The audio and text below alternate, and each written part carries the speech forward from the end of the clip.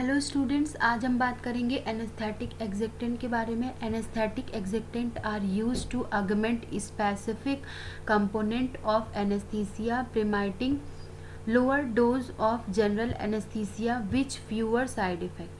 ठीक है, ये जो एनेस्थेटिक एक्जेक्टेंट होते हैं, ये जो होता है एनेस्थीसिया को इंक्रीज करता है। ये एनेस्थीसिया कॉज नहीं करता है, ये बस क्या करता है, उसको आर्ग्यूमेंट करता है। आर्ग्यूमेंट का मतलब ये होता है कि उसको सपोर्ट करता है डिफरेंट तरीके से। इसकी वजह से क्या होता है, जो जनरल एनेस्थीसिया का जो डोज होता है वो कम देना पड़ता है, तो जिससे साइड इफेक्ट के जो चांसेस होते हैं वो क्या होते हैं, कम होते हैं। नेक्स्ट है हमारा adjuvant as additional treatment use to increase the efficacy और सेफ्टी ऑफ प्राइमरी ट्रीटमेंट। ये जो होता है एक्जेक्टेंट जो होता है, ये एक एडिशनल ट्रीटमेंट होता है। ये एक्जेक्टेंट केवल हम जनरल एनेस्थीसिया में ही नहीं यूज़ करते, अलग ड्रग के साथ भी हम एक्जेक्टेंट दे सकते हैं, अलग थेरेपी भी में भी इसको हम यूज़ कर सकते हैं। बट ये क्या करता है, केवल एक सपोर्टिव रोल ही प्ले करता है। ये जो एडिशनल ट्रीटमेंट होता है, दूसरे के साथ प्राइमरी ट्रीटमेंट भी देना पड़ता है।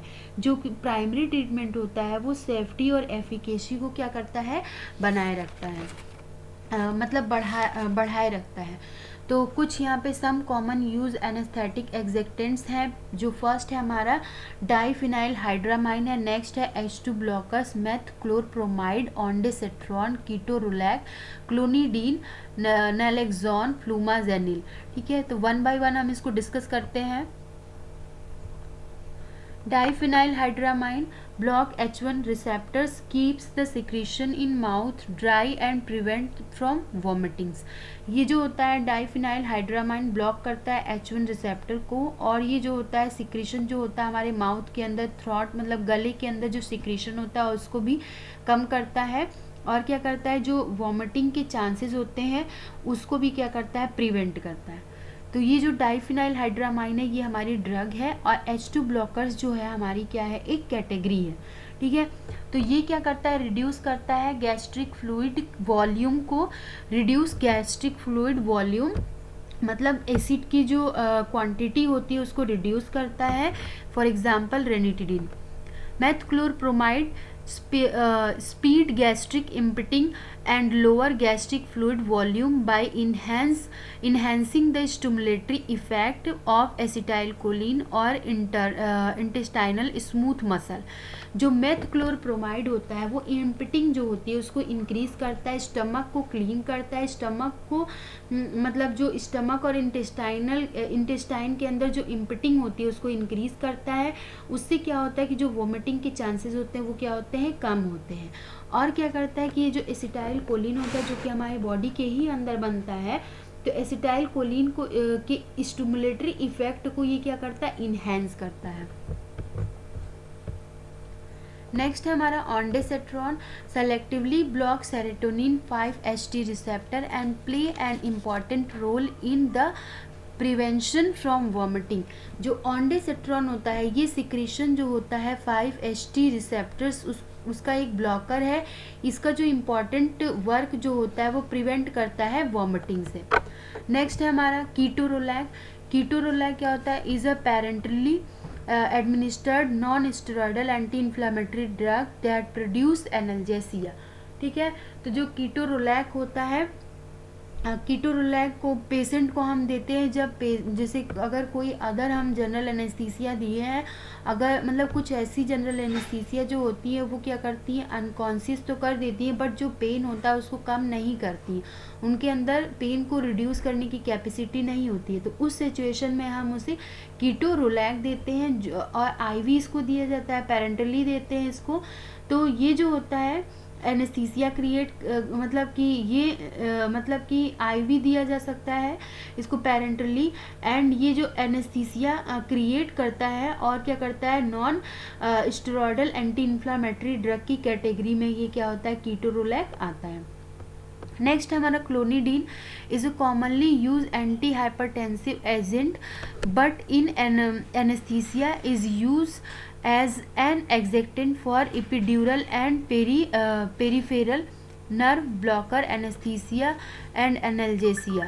ठीक है, जो क्लोनिडीन होता है क्लोनिडीन क्या करता है, बीपी अगर इंक्रीज होता है तो जो क्लोनिडीन होता है जनरल एनेस्थीसिया के साथ भी देते हैं, क्योंकि अगर बीपी इंक्रीज हो गया तो क्लोनिडीन क्या करेगा, एंटी हाइपरटेंसिव ड्रग होता है, ये क्या करता है उसको मतलब कि बीपी को रिड्यूस करता है। इसको हम कैसे देते हैं, ये जो होता है क्लोनिडीन स्पाइनल और पेरिफेरल नर्व्स को क्या करता है, ब्लॉक करता है और एनेस्थीसिया एनाल्जेसिया भी क्रिएट करता है। स्पेस जो इपिड्यूरल का मतलब होता है स्पाइनल स्पेस एक होता है, वहाँ पे हम मतलब कि वहाँ के मतलब एनेस्थीसिया जो होता है मतलब जो इपिड्यूरल बताया मैंने, तो इपिड्यूरल का मतलब होता है स्पाइनल स्पेस होता है, स्पाइनल लेवल का एनेस्थीसिया इसको बोल सकते हैं। वहाँ के नर्व्स को क्या करता है, ये वहाँ पे ये एनाल्जेसिया लेवल को क्या करता है, इपिड्यूरल पेरिफेरल लेवल को क्या करता है, क्रिएट करता है, जो क्लोनिडीन का ये काम होता है। नेक्स्ट है हमारा नैलेक्सोन। नैलेक्सोन क्या करता है, reverse the agonist activity associated with indigenous और एक्सोजिनस ओपोइड कंपाउंड्स। वो जो मतलब जनरल एनेस्थीसिया ओपोइड दिया गया है अगर, तो वो पेन से बचने के लिए अगर हम जनरल एनेस्थीसिया अगर ओपोइड कैटेगरी की जनरल एनेस्थीसिया को अगर हम यूज़ किए हैं, तो जो जनरल एनेस्थीसिया का जो ड्यूरेशन ऑफ एक्शन होता है वो मतलब जो ओपोइड का जो ड्यूरेशन ऑफ एक्शन होता है वो लॉन्ग टर्म के लिए होता है। तो उस अगर ऑपरेशन हो गया है, पेशेंट अगर होश में नहीं आ रहा है, तो उस दौरान हम उसे नैलेक्सोन देते हैं। नैलेक्सोन क्या करता है, जो ओपोइड ड्रग की जो इफेक्ट होती है उनको क्या करता है, कम करता है। नेक्स्ट है हमारा flumazenil. Flumazenil is usually in the reverse of benzodiazepines sedatives and the treatment of benzodiazepines overdose. ठीक है, बेंजोडाइजेपिन्स के ओवरडोज के ट्रीटमेंट के लिए हम फ्लूमाजेनिल का यूज़ करते हैं। ठीक है, नेक्स्ट है हमारा इंट्रावेनस एनेस्थीसिया। इंट्रावेनस एनेस्थीसिया में सबसे पहले हम पढ़ेंगे fast acting drug. Fast acting drug में हमारी आती है, these are drug which on IV injection produce loss of consciousness in one arm brain circulation time 11 second. जो फास्ट एक्टिंग ड्रग होता है जिसमें जो हम ड्रग को यूज़ करते हैं उसमें हम आईवी के थ्रू, इसमें इंजेक्शन के थ्रू हम देते हैं, तो ये कॉन्सियसनेस मतलब कि पेशेंट का कितने सेकंड में कॉन्सियस हो जाएगा, जितने सेकंड में आर्म से लेके ब्रेन तक का जो ब्लड का सर्कुलेशन होता है जितना टाइम लगता है 11 सेकेंड, तो 11 सेकेंड में ही जो फास्ट एक्टिंग जो इंट्रावेनस के थ्रू हम एनेस्थीसिया देते हैं वो 11 सेकेंड में ही अपना असर दिखाने लगती हैं। They are generally used for induction because rapidly onset of action। इसको मतलब कि यूज़ करते हैं अगर एनेस्थीसिया किसी को कॉज करनी है, एनेस्थीसिया देनी है ऑपरेशन के दौरान, तो सबसे पहले हम उसको जनरल एनेस्थीसिया अगर मतलब एनेस्थीसिया अगर हम दे रहे हैं तो सबसे पहले हम इंडक्शन के थ्रू एनेस्थीसिया देते हैं। ठीक है, उससे हम उसको एनेस्थीसिया देते हैं। देन क्या होता है, anaesthesia is then usually maintained by inhalation anaesthesia. पहले तो हमने उसको मतलब आईवी के थ्रू एनेस्थीसिया दिया, उसके बाद उस एनेस्थीसिया को हम मेंटेन करते इनहेलेशन एनेस्थीसिया के थ्रू, मतलब नोज़ के थ्रू हम क्या करेंगे उसको एनेस्थीसिया देंगे और उससे हम उस चीज़ को क्या करेंगे, मेंटेन करें, एनेस्थीसिया को मेंटेन करेंगे। They also serve to reduce the amount of maintenance anesthesia supplemented with anesthetics and muscle relaxant. They can also be used to sole anesthesia। ठीक है, ये जो होता है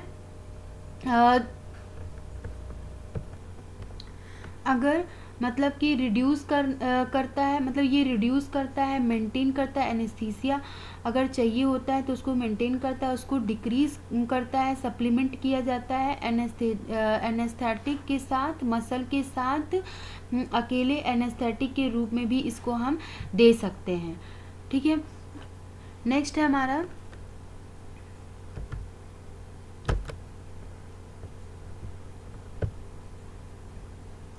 थायोपेंटेनोन सोडियम। थायोपेंटेनोन सोडियम जो है हमारा इंट्रावेनस एनेस्थीसिया है, तो थायोपेंटेनोन सोडियम के बारे में देख लेते हैं। It is an ultra short acting thiobarbiturate which must be prepared freshly before injection, injected IV 3 to 5 mg per kg as a 2.5 solution. It produce unconsciousness in 15 to 20 second. ये जो होता है थायोपेंटेनोन सोडियम जो होता है, ये जो होता है इंट्रावेनस एनेस्थीसिया के अंदर फास्ट एक्टिंग ड्रग के अंदर आता है, ठीक है।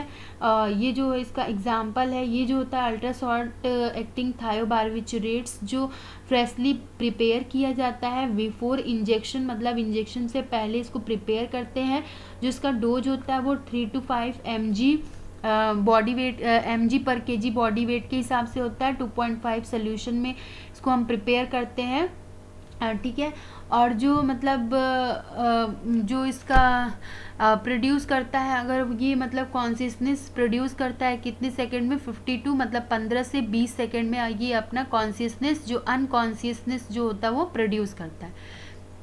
थायोपेंटेनोन पुअर एनाल्जेसिक, जो पुअर एनाल्जेसिया होता है, थायोपेंटेनोन जो होता है वो पुअर एनाल्जेसिया होता है। Painful procedure should not be carried out under influence unless and opioid nitrogen oxide nitrogen has been given, otherwise the patient may suggest shout and show reflex changes in BP respiration।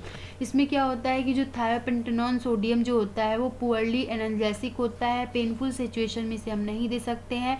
ये जो होता है opioid drug है, मतलब कि मतलब इसको हम पेनफुल सिचुएशन में नहीं दे सकते हैं अनलेस ओपॉइड ड्रग होता है। पेन अगर ज़्यादा है तो कि इफ़ेक्ट जो होता है वो नहीं होता। जो नाइट्रोजन डाइऑक्साइड होता है इसका क्या मतलब, पेशेंट जो होता है वो इसकी वजह से शाउट कर सकता है, चिल्ला सकता है, स्ट्रगल कर सकता है, उसकी बॉडी बीपी में रेस्पिरेशन में चेंजेस आ सकते हैं। नेक्स्ट है क्या, it is a weak muscle relaxant, does not irritant air passages, respiratory depression which include does not which inducing does doses of thiopentone. ये जो होता है वीक मसल रिलैक्सेंट होता है और रेस्पिरेटरी डिप्रेशन होता है थायोपेंटेनोन के साथ, बट धीमे धीमे इसका जो होता है असर होता है, ठीक है, धीमे धीमे होता है ये, ठीक है। नेक्स्ट है हमारा adverse effect, laryngospasm occurs generally when respiratory secretion other irritation are present, ठीक है। जो इसका साइड इफेक्ट होता है लैरिंगोस्पाज्म का मतलब होता है कि एक तरफ का सूजन होता है, एक टाइप का सूजन होता है, वोकल कार्ड जो होती है, जो मतलब आवाज़ जहाँ से निकलती है वहाँ पे ये सूजन क्रिएट करता है। तो और क्या करता है, respiratory secretion and other irritation भी करता है ये। जो नेक्स्ट है हमारा क्या करता है, सिवरिंग और डिलेरियम। सिवरिंग का होता है और डिलेरियम का मतलब क्या होता है कि ब्रेन में कुछ मेंटल कन्फ्यूजन जैसा होता है। Thank you.